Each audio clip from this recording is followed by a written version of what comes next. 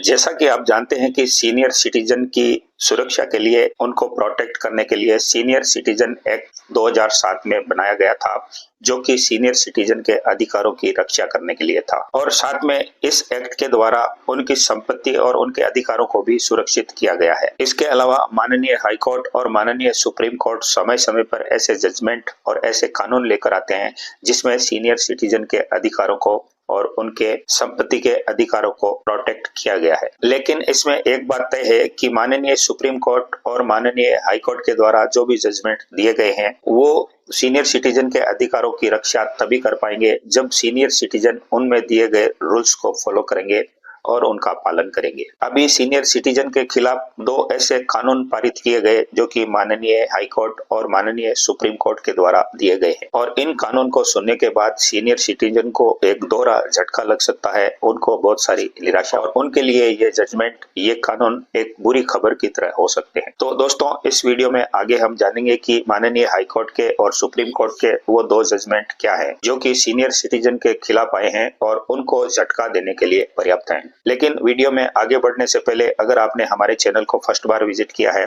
तो हमारे इस वीडियो को एक लाइक कर ले, हमारे इस चैनल को सब्सक्राइब करके बेल आइकन बटन भी पुश कर ले ताकि इसी तरह की वीडियोस की नोटिफिकेशन आपको आगे भी मिलती रहे। इसके साथ साथ हमारे नियमित व्यूअर से भी हमारा आग्रह है कि हमारे इस वीडियो को लाइक करें और इस वीडियो को अपने तमाम जानने वाले अपने दोस्तों में शेयर जरूर करें। तो माननीय सुप्रीम कोर्ट के द्वारा जो आदेश पारित किया गया था वह आदेश था सुदेश चिकारा वर्सेस रमती देवी के नाम से, जो कि 6 दिसंबर 2022 को पारित किया गया था। और इसमें जो दूसरा कानून पारित किया गया था जो कि सिमिलर था और इस केस से मिलता जुलता था, वह केस था S Selvaraj versus district collector, और इसको भी माननीय मद्रास हाईकोर्ट के द्वारा 6 दिसंबर 2022 को पारित किया गया था। ये दोनों केस एक दूसरे से मिलते जुलते थे, एक ही तरह के थे, और इन दोनों केस को सीनियर सिटीजन के द्वारा दायर किया गया था। और इन दोनों ही केस में फैसला भी माननीय हाई कोर्ट और माननीय सुप्रीम कोर्ट के द्वारा एक ही तरह का दिया गया था। तो सबसे पहले हम बात करेंगे सुदेश चिकारा वर्सेस रमती देवी के केस की, कि वह माननीय सुप्रीम कोर्ट में किस तरह से पेश हुआ था और उसमें कंडीशंस क्या क्या थी। इस केस में हुआ यह था कि एक बुजुर्ग माताजी ने अपनी सारी संपत्ति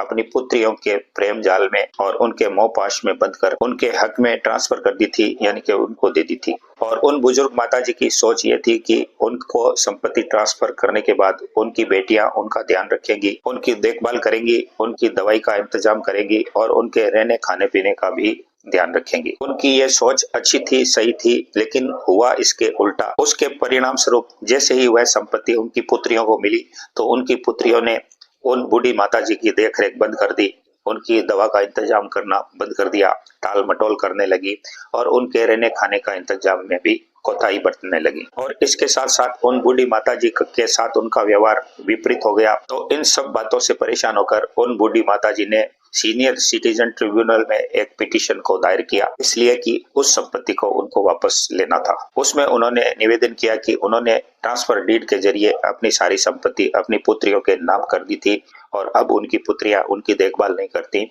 इसलिए वह उस संपत्ति को वापस लेना चाहती है। इस पर बूढ़ी माताजी के द्वारा सीनियर सिटीजन ट्रिब्यूनल में जो पिटीशन दायर की गई थी, उस पिटीशन को सीनियर ट्रिब्यूनल ने कमिश्नर के पास और कमिश्नर ने उसको हाई कोर्ट के पास ट्रांसफर कर दिया और हाई कोर्ट के द्वारा वह पिटीशन लास्ट में माननीय सुप्रीम कोर्ट के पास पहुंची। इसी प्रकार दूसरे केस की बात कर लेते हैं। वह case S Selvaraj versus district collector के नाम से था, जिसमें पहले केस की तरह बुजुर्ग पिता ने अपनी सारी संपत्ति अपने पुत्र के नाम कर दी थी और उनकी सोच भी यही थी कि उनका पुत्र उस संपत्ति के हस्तांतरण के बाद उनकी देखभाल करेगा, उनकी दवाई का इंतजाम करेगा, उनकी तबीयत खराब होने पर उनको हॉस्पिटल दिखाने लेकर जाएगा या उनके रहने खाने का इंतजाम, और इसके साथ साथ बुढ़ापे में उनकी तबीयत का, उनकी हर तरह की सार संभाल भी करेगा। लेकिन इस केस में भी वही हुआ जो हमेशा होता आया है और उन बुजुर्ग की सोच से एकदम उल्टा हुआ। इस केस में भी बेटे ने जब संपत्ति उसके नाम से ट्रांसफर हो गई तो अपने पिता का ध्यान रखना बंद कर दिया, उनकी दवाई और उनकी हॉस्पिटलिटी का भी ध्यान रखना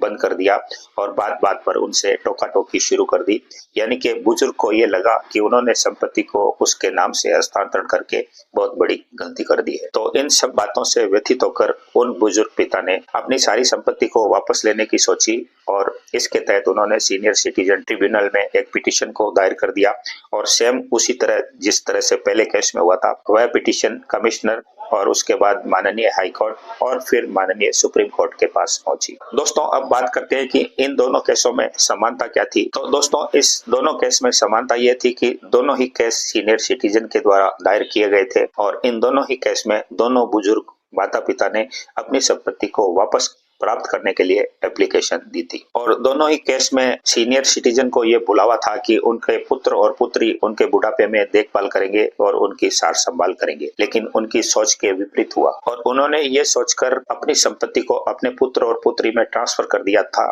कि वह उनके बुढ़ापे का सहारा बने, लेकिन उनके साथ हालात विपरीत बने और हुआ उनकी सोच के विपरीत एकदम उल्टा। और दोनों ही केस में पुत्र और पुत्री ने अपने माता पिता का ध्यान रखना बंद कर दिया क्योंकि उनको मुफ्त में वो संपत्ति प्राप्त इससे व्यतीत होकर दोनों ने ही एक पिटीशन सीनियर सिटीजन एक्ट के तहत दायर की, कमिश्नर और माननीय हाई कोर्ट और फिर माननीय सुप्रीम कोर्ट में पेश की गई। तो माननीय सुप्रीम कोर्ट ने जब इस पिटीशन का निरीक्षण किया और गहनता से इसकी जांच की तो इसमें यह पाया कि इन दोनों ही केस में एक बहुत बड़ी कमी रखी गई थी और वो कमी ये थी कि इन दोनों ही केस में जो संपत्ति का हस्तांतरण हुआ था उस वक्त संपत्ति का हस्तांतरण करते हुए उस डीड में जो कि ट्रांसफर डीड या गिफ्ट डीड के जरिए की गई थी यह नहीं लिखवाया गया था कि अगर उनके पुत्र और पुत्री उनकी बुढ़ापे में देखभाल नहीं करते हैं, उनकी सेवा नहीं करते हैं या उनकी दवाई का इंतजाम नहीं करते हैं या उनके रहने खाने का इंतजाम नहीं करते हैं तो वह अपनी उस संपत्ति को वापस प्राप्त कर सकेगी और उनको अपनी ट्रांसफर डीड में ये लाइन लिखवानी बहुत जरूरी थी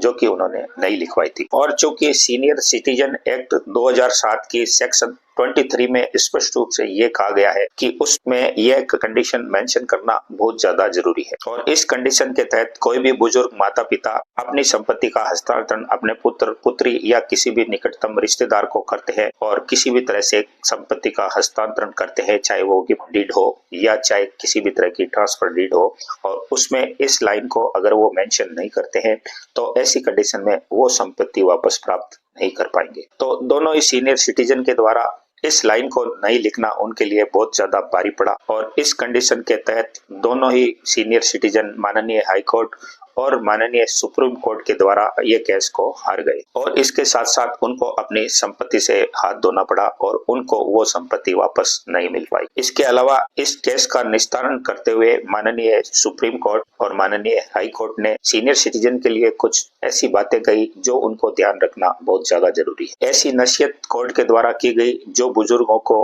अत्यंत ध्यान रखना आवश्यक है और भविष्य में उनके काम आने वाली है। इसमें माननीय हाई कोर्ट और माननीय सुप्रीम कोर्ट के द्वारा ये कहा गया कि सीनियर सिटीजन को अपने जीते जी अपनी संपत्ति को मोहपाश में बंधकर अपने पुत्र या पुत्री को देना ही नहीं चाहिए और अगर किसी भी कंडीशन में उनको देना पड़े तो उनको इस बात का ध्यान रखना चाहिए कि वह एक लाइन ये जरूर लिखवा दें कि अगर उनके पुत्र या पुत्री ने उनका ध्यान नहीं रखा तो वह उस संपत्ति को वापस प्राप्त कर सकें और अपनी संपत्ति का निस्तारण चाहे वह किसी भी जरिए से करते हो, चाहे वो ट्रांसफर डीड बनवाते हो या गिफ्ट डीड बनवाते हो, तो उस डीड में यह शर्त आवश्यक रूप से याद करके जरूर जोड़ें और उसको अगर डिटेल में लिखने की जरूरत पड़े तो ये लिखें, इस प्रॉपर्टी का हस्तांतरण और ट्रांसफर करते हुए मेरी यह शर्त है कि मैं बुढ़ापे में प्रॉपर्टी इनको ट्रांसफर इसलिए कर रहा हूँ कि ये मेरी देखभाल करेंगे, मेरी दवाई का इंतजाम करेंगे, मेरे रहने खाने का इंतजाम करेंगे और मेरी तमाम दैनिक जरूरतों को पूरा करेंगे और इसके साथ साथ मेरा तमाम खर्चा भी उठाएंगे। और अगर मेरे पुत्र पुत्री या निकटतम रिश्तेदार ऐसा नहीं करते हैं, इन शर्तों को पूरा नहीं करते हैं,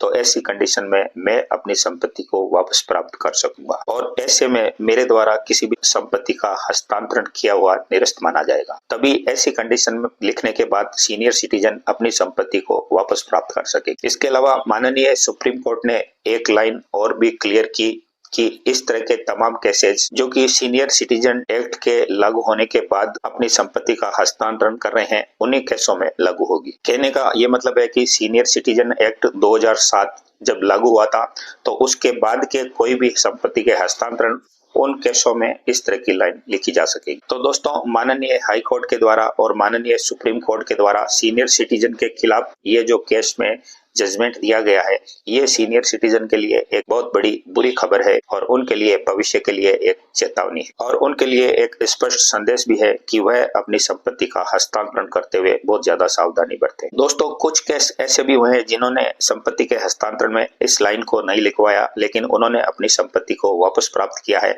लेकिन उनमें कुछ कंडीशंस अलग थी, हालात अलग थे। इसके बारे में हम किसी अन्य वीडियो में अलग से चर्चा करेंगे, लेकिन इस वीडियो के माध्यम से मेरा पर्सनल रूप से तमाम सीनियर सिटीजन से ये निवेदन है और ये आग्रह है कि वह अपने जीते जी अपनी संपत्ति को अपने पुत्र या पुत्री को मोहपाश में या प्रेम जाल में फंसकर या उनके बरगलाने पर या उनके आपको किसी तरह से धोखे में रखने पर अपनी संपत्ति का हस्तांतरण उनके नाम से नहीं करें। और अगर आपको जीते जी अपनी संपत्ति का हस्तांतरण करना भी पड़े तो वसीयत करके उनको बता दें कि मैंने अपनी संपत्ति आपके नाम से वसीयत करके रख दी है। वह उस संपत्ति को प्राप्त करने के लिए आपकी सेवा करेंगे, आपसे जुड़े रहेंगे। वहीं पर अगर आपने आवश्यक रूप से अपनी संपत्ति का हस्तांतरण उनके नाम से कर दिया तो फिर वो आपकी देखभाल नहीं करेंगे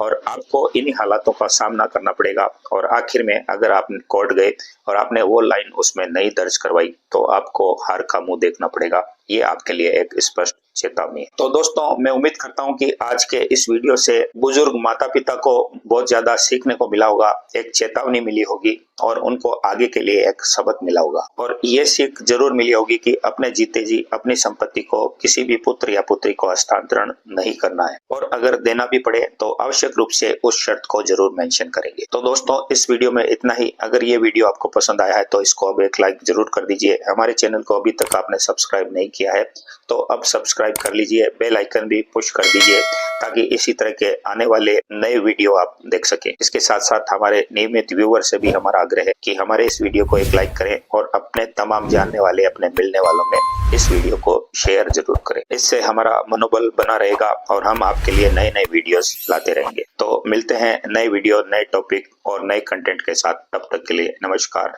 जय हिंद, जय भारत।